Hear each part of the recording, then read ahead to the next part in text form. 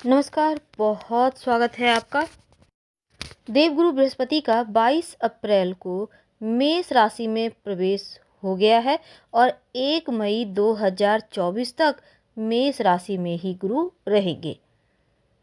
30 अक्टूबर तक राहु और गुरु एक साथ बैठकर गुरु चांडाल योग बनाएंगे, लेकिन देवगुरु बृहस्पति 1 मई 2024 तक मेष में रहेंगे और जब तक बृहस्पति देव मेष में हैं, शनिदेव की सीधी दृष्टि उन पर रहेगी, तीसरी दृष्टि।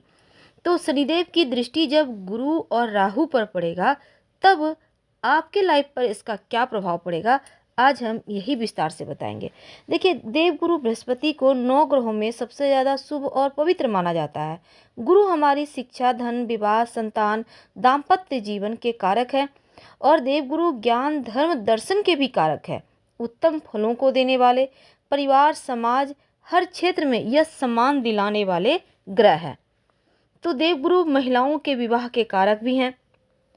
अब पद प्रतिष्ठा की प्राप्ति भी देवगुरु की कृपा से ही होती है और देवगुरु की कृपा से मल्टीनेशनल कंपनी में या फिर किसी भी बड़े कंपनी में बड़े पद तक पहुंच जाते हैं।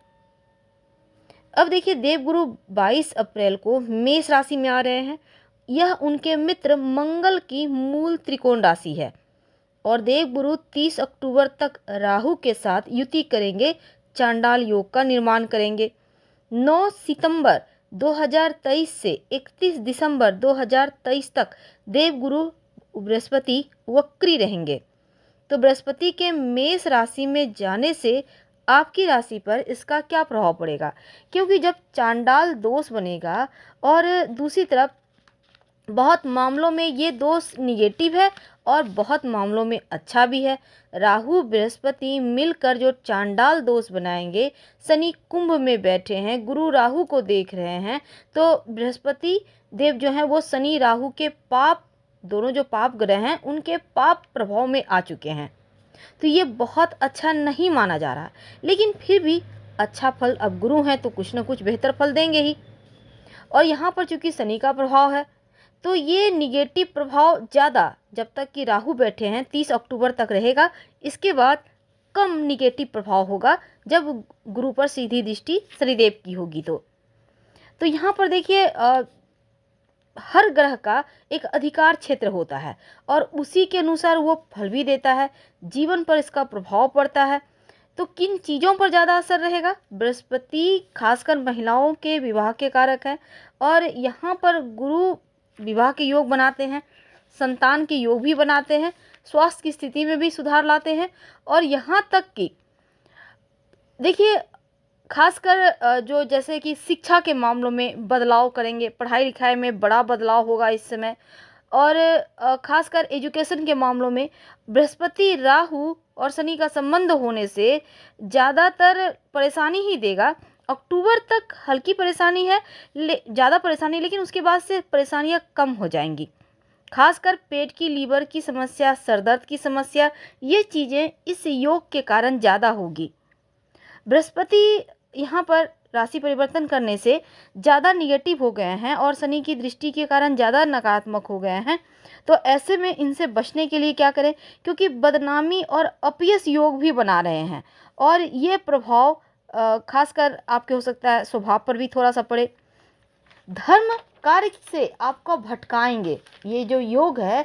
ये इस समय जैसे कि राहु और केतु वायरस भी पैदा करते हैं, खासकर केतु, तो इस समय थोड़ा सा आपको, जैसे कि कोरोना वगैरह का वक्त है, तो थोड़ा संभल के भी रहना होगा। और बृहस्पति राहु के प्रभाव में है, इसलिए बीमारियां भी बढ़ेंगी। ऐसे में थोड़ा सा आर्थिक मामलों में भी ध्यान रखना है, ज़्यादा हाथ खोलकर खर्च नहीं करना होगा। कन्या राशि वालों, देवगुरु बृहस्पति आपकी कुंडली में चौथे और सातवें भाव के स्वामी हैं और आपके 8वें भाव में गोचर कर रहे हैं। तो देवगुरु बृहस्पति का 8वें भाव में गोचर करना अच्छा नहीं माना जाता, लेकिन देवगुरु बृहस्पति यहाँ पर आपके तृतीयेश मंगल की राशि में रहेंगे। इसलिए धैर्य और कॉन्फिडेंस के साथ अगर काम करें आप, तो देवगुरु आपके फेवर में आपको फल देंगे, यानी आप उम्मीद कर सकते हैं। लेकिन इस पीरियड में आपको अपने स्वास्थ्य का बहुत ख्याल रखना है, खासकर लीवर का यानी कि पेट की समस्या से बचना होगा, हृदय की समस्या से बचना होगा, यानी कि लीवर, पेट और हृदय की समस्या आपको इस समय परेशान कर सकती है। तो अगले 1 साल तक स्वास्थ्य का ख्याल रखें। याद रखिएगा, धैर्य और कॉन्फिडेंस ये बहुत आवश्यक है। और बृहस्पति की दृष्टि आपके द्वादश भाव पर है, यानी कि विदेश से संबंधित मामलों के लिए इसमें बहुत अच्छा है। विदेश से लाभ होने की स्थिति यहाँ पर बनती हुई दिखती है।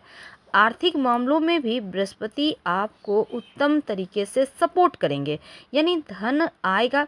पारिवारिक मामलों में हल्के फुल्के उतार चढ़ाव की चीज़ें हैं, लेकिन अभी तक जो भी समस्याएं चली आ रही थी लाइफ में, उसमें राहत मिलेगी।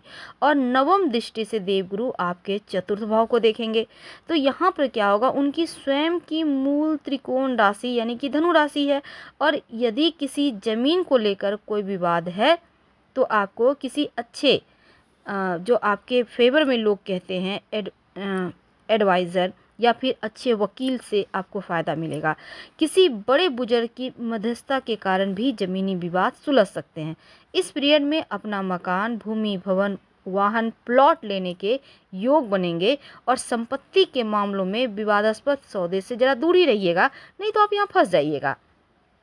इस समय देखिए, खान पान का आपको बहुत ख्याल रखना है और यहाँ तक कि बदनामी से भी बचना होगा, यानी अष्टम में बैठकर बदनामी, कलंक जैसे योग बने हुए हैं।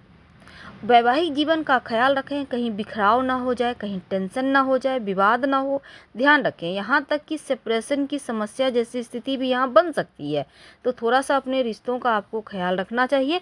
परिवार और वैवाहिक जीवन का ध्यान रखना है, याद रखिए। और देवगुरु बृहस्पति के मंत्र का ओम ब्रीं बृहस्पतये नमः आपको खूब जप करना है। तो इसमें विवादास्पद सौदे से दूर रहेंगे। साथ ही पुराने वाहन, अगर आपको वाहन लेना है तो नया लीजिए, पुराना वाहन भूल कर भी मत लीजिएगा, आपके लिए सही नहीं रहेगा। और कोई भी वाहन लेते हैं तो एक्सपर्ट की राय से ही लीजिए। देवगुरु बृहस्पति ये कहते हैं कि खान पान पर संयम रखना होगा, खासकर पेट, सीने या गुप्तांग में कोई दिक्कत आ रही हो, खासकर सतर्क रहें। बेवजह के विवादों से जरा दूर ही रहिएगा तो आपके लिए अच्छा रहेगा। चीज़ों को अपने घर में व्यवस्थित ढंग से रखें, हर चीज़ को संभाल कर रखें, कहीं कुछ चोरी ना हो जाए, खो ना जाए, ऐसा भय भी है। शासन प्रशासन से जुड़े लोगों के साथ रिश्ते बेहतर बनाए रखें। बड़ा इन्वेस्टमेंट इस पीरियड में मत कीजिएगा। और संतान से संबंधित मामलों में खासकर बहुत समझदारी आपको दिखाना होगा और किसी भी तरह का विवाद ना हो बच्चों के साथ, इसका ध्यान रखें। तो ना पानी वाले नारियल आप बहते हुए जल में प्रवाहित कर दें किसी भी बुधवार की शाम, तो राहु की मुश्किलें थोड़ी कम हो जाएगी। फिलहाल आपसे विदा लेंगे, धन्यवाद।